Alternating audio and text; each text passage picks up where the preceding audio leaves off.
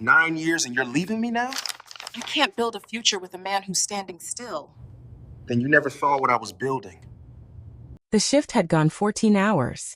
His boots were still on when he came through the door. He set a bag on the counter. The good cheese from the deli on Pratt Street. The kind she liked.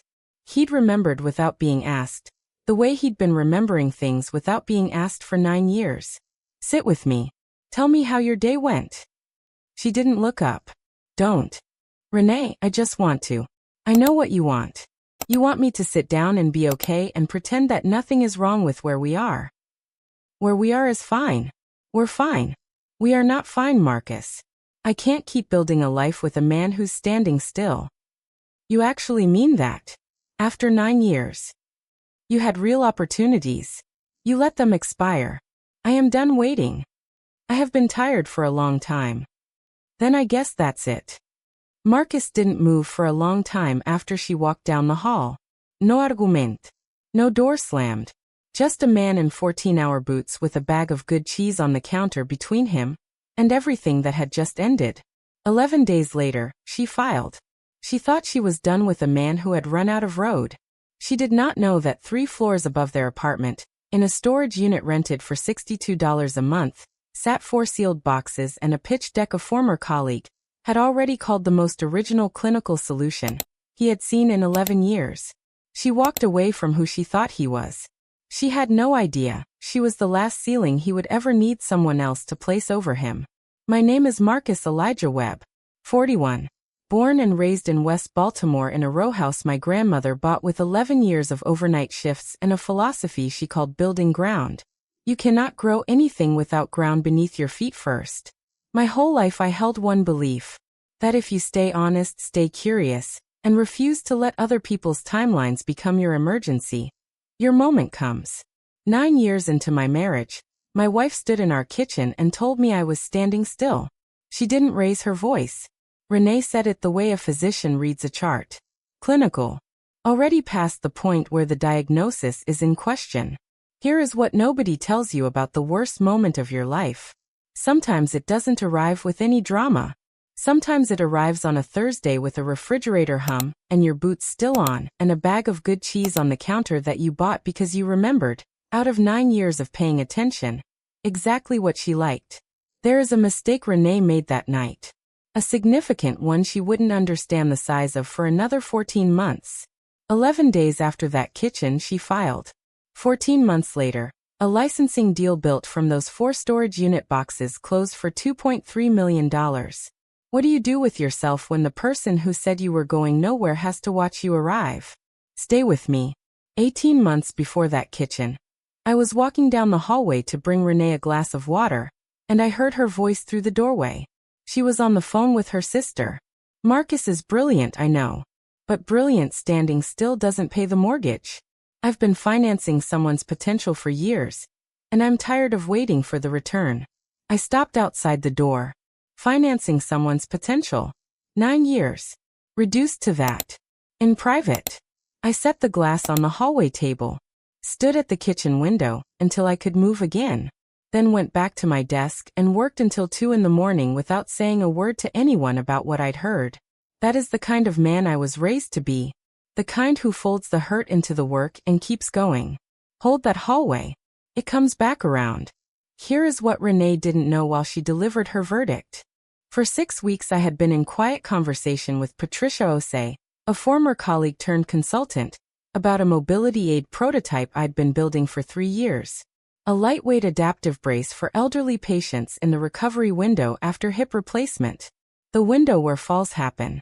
Where a gap in the market had been sitting, patient and unaddressed, for years. Patricia had shown early specifications to 2 potential licensing partners. One had asked for a full pitch. I hadn't told Renee, because sharing something early meant handing her the opportunity to apply her skepticism before the work had enough structure to survive it. She thought she was leaving a man with nothing. She had no idea that nothing was 4 sealed boxes, and a meeting that was about to make 3 years of quiet work make sense.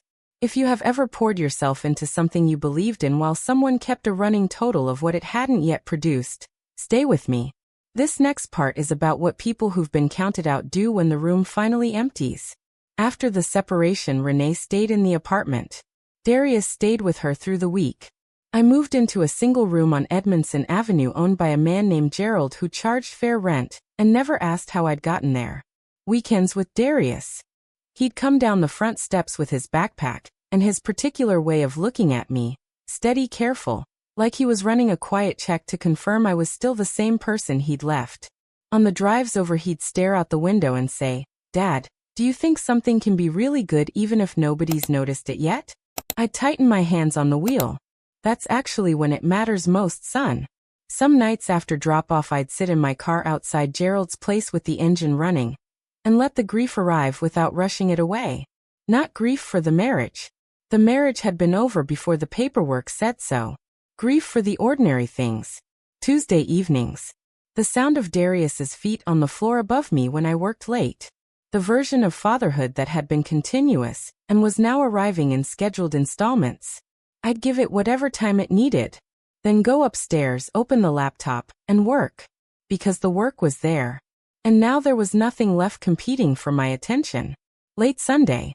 Folding table in Gerald's room. Patricia's revised term sheet open in front of me. The radiator banging its argument with itself. No music. Just the documents and the particular silence of a room where real work is on the table, and there's nobody left to perform uncertainty for. The silence felt different from the kitchen silence. In the kitchen it had been an ending. This felt like a held breath before a first step. I looked at my hands on the keyboard. The same hands that had assembled the prototype 47 times trying to get the weight distribution right.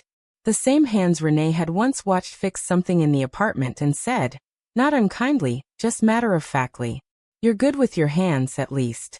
At least. I looked at those hands for a long moment. Let's find out what else. Patricia called on a Wednesday afternoon with a quality in her voice I'd never heard before. Stunned steadiness. "Marcus." They signed. Every page. "We're done. 2.3 million in licensing fees. Royalties on every unit. Distribution across 7 countries. I ran into Renee at school pickup weeks later. Mentioned the deal had closed. Something moved behind her composure. A brief involuntary recalculation. The face of someone whose math just came back different from what they expected. "Good for you, Marcus," she said. "Really?" The way she said it lived between I knew you could and I genuinely didn't.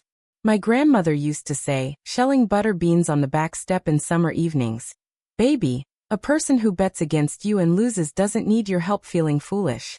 The numbers do that." I thought about her constantly that year. Marcus found a printed email that called him a project someone had stopped believing in. Read it once. Folded it back. Never confronted Renee with it. Just let the work answer instead. Comment below. Was that emotional maturity? Or was he doing the exact same thing he'd later fault Renee for? Keeping the real truth buried? Team, let the work speak. Or team, he should have said something. Pick your side. 8 months after the papers were finalized, Renee filed a motion requesting modification of custody and child support. She'd seen the trade publication item. My name. The deal size. We met at a mediator's office downtown. She brought her attorney. I got there first and chose the seat facing the door. When she walked in, I watched her eyes find me and do what they'd been doing since the school pickup. That involuntary half-second recalculation that kept arriving somewhere it hadn't prepared for. Her attorney opened. "Given the recent transaction." Before the arrangements, I said, "I need to speak to Renee directly." I looked at her. Only at her. "You called me the project." "To your sister. 18 months before the kitchen. I was bringing you water and I heard you through the doorway." I set the glass on the hallway table and never said a word. The color shifted in her face. "I'm not reopening old ground," I said. "I'm saying it so when you look at what's in this folder you understand exactly who built it and under what conditions." I placed the folder on the table between us. "The way you set down something you've carried a long distance and are finally ready to put down. The signed licensing agreement. The wire confirmation.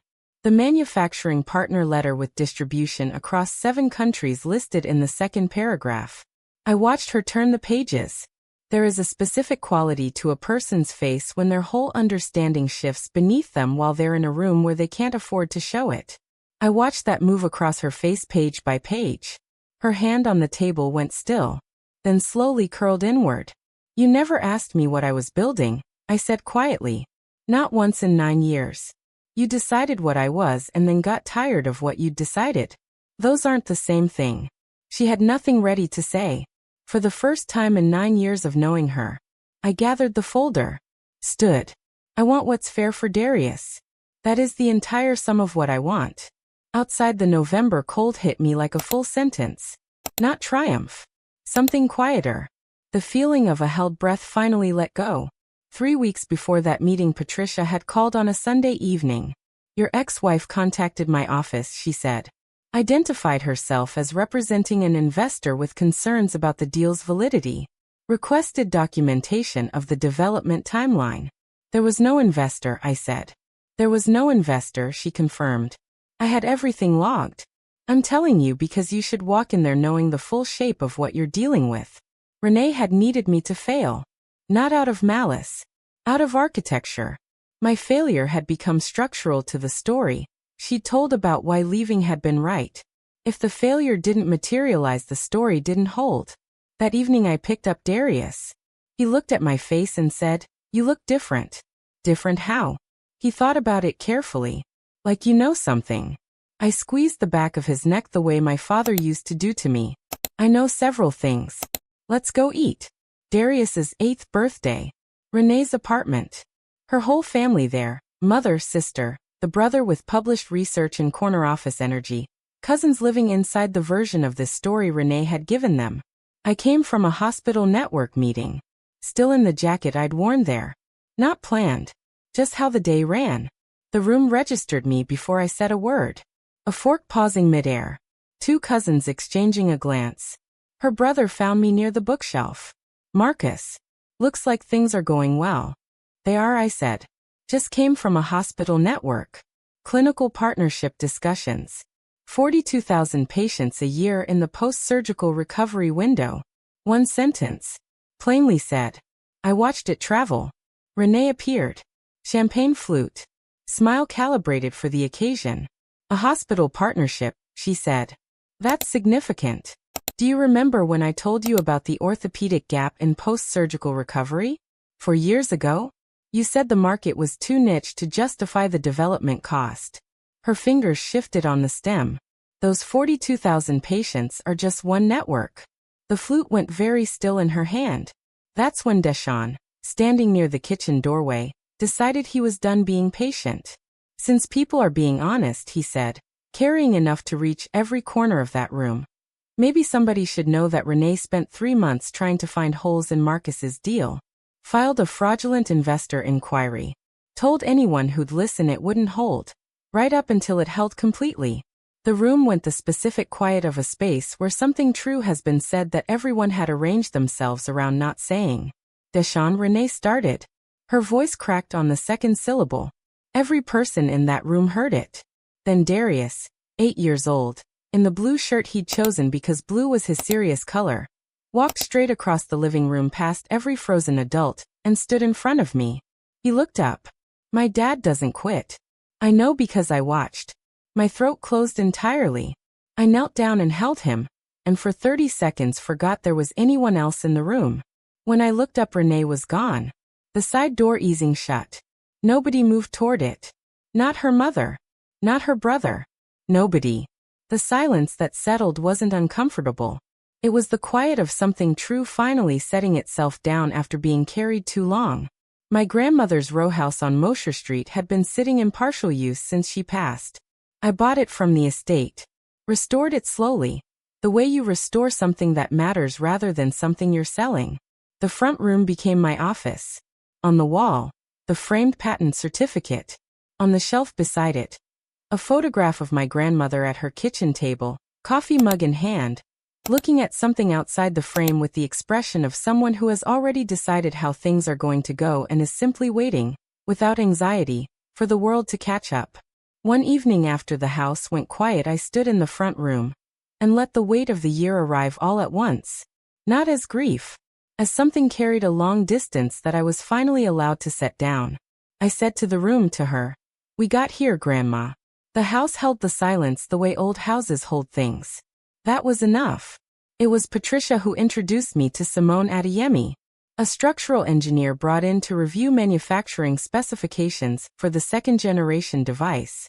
Simone asked questions that assumed competence. Not deference, not skepticism, just a level starting place. She'd wait for the complete answer before she said anything at all. It was disorienting. I realized what I'd mistaken for my own difficulty with feedback had actually been the scar tissue of answering someone who'd already decided what she thought before asking. A few weeks in, she mentioned something over coffee without drama. Your ex-wife called our firm before we started. Said she had concerns about the deal's background. What happened? I verified everything through Patricia, found it clean, and called back to say we were moving forward. I don't make decisions about people based on anonymous warnings. It's not a rigorous filter. Something that had been braced for the next attempt finally released. You deserve to know who you were building with, she said. No performance in it. Just plain honest accounting. The kind I hadn't realized I'd been missing until it was simply sitting across from me in a coffee cup and a level gaze. Darius decorated his room at the Mosher Street house with the focused intensity of someone who has strong opinions about how things should be organized. Corkboard above the desk. A shelf he'd designed himself using diagrams from a notebook he called his documentation. I found it open on his desk one evening when I went to call him for dinner. An entry near the middle read, "Dad's thing is he finishes what he starts. Even when it takes a really long time. I'm going to be like that." I stood in his doorway and read it twice. Then I closed it carefully, set it back exactly as I'd found it, and stood at the top of the stairs for a long moment before I trusted my voice enough to call him down. 14 months to the day after the kitchen. The trade journal profile ran. My name. The device. The storage unit. The rented room. A photograph of me standing in the front room of my grandmother's house. The patent on the wall behind me. Darius came through the door still in his school coat, and said with careful precision, "Dad. My teacher reads this journal." I held him and looked out at Mosher Street. At the city that had shaped every hard year, and every good one. That evening Renee texted. I saw the piece. I'd like to talk. One time. We met at a diner on Edmondson. Vinyl booths. Coffee that never runs out. She was already there, both hands around a mug, looking like someone at the end of a long argument with themselves who had finally arrived at what they came to say. Before the profile ran, she said, I contacted the journalist through a professional connection. Told them I had concerns about the deal's accuracy. That the timeline didn't add up. She looked at the table. They verified everything and published anyway. Because everything checked out. I wasn't angry. I'd moved through anger somewhere between Gerald's radiator and the 47th time I disassembled the prototype. Why are you telling me this? I asked. Because I spent 14 months trying to make sure you didn't become what you became, she said quietly. And I couldn't do it. I was wrong about you. I've been wrong about it longer than just these 14 months. I looked at her. Really looked. The Renee I'd met when we were both 26 and broke and certain the best things were still ahead. She was still in there. Behind the years of measuring and being measured. I heard you through that doorway, I said. 18 months before the kitchen. I set the glass down and went back to work and never said a word. Something moved across her face. That's why I never told you things early. Not because I was hiding. Because I'd learned that telling you early meant handing you a reason before the work was strong enough to survive one. She was very still. I forgive you, I said. Not because what you did was acceptable. Because I don't want to carry any of it for one more year. A long moment passed. I know, she said softly. I know you do. I paid for both coffees. Stood. Darius has a science presentation in 2 weeks. He'd want you there. She nodded. I walked out into the November evening. Cold and direct the way Baltimore November always is. Drove home through the neighborhood. Past the branch library. Past Gerald's old street. Past the whole geography of the last 14 months. At home I stood in the front room. The patent on the wall. My grandmother's photograph on the shelf. Her expression still saying what it always said. I already know how this goes. I blocked Renee's personal number. Kept the co-parenting line open. Not out of anger. out of knowing exactly what the remaining connection was for, and keeping that clean. Some doors close best when you shut them gently and don't stand outside them anymore. This story carries something that doesn't get said clearly enough in the places where families actually live. Quiet work has a dignity that loud doubt cannot reach. But you have to do the work. If you have ever felt like a footnote in your own home, try this. Every evening before you rest, write one sentence in a plain notebook about something you moved forward that day. Not finished. Not solved. Just moved forward. It doesn't matter if anyone sees it. You know. The work knows. When your children watch you writing and ask what you're doing, don't explain. Let them watch. Children don't learn dignity from lectures.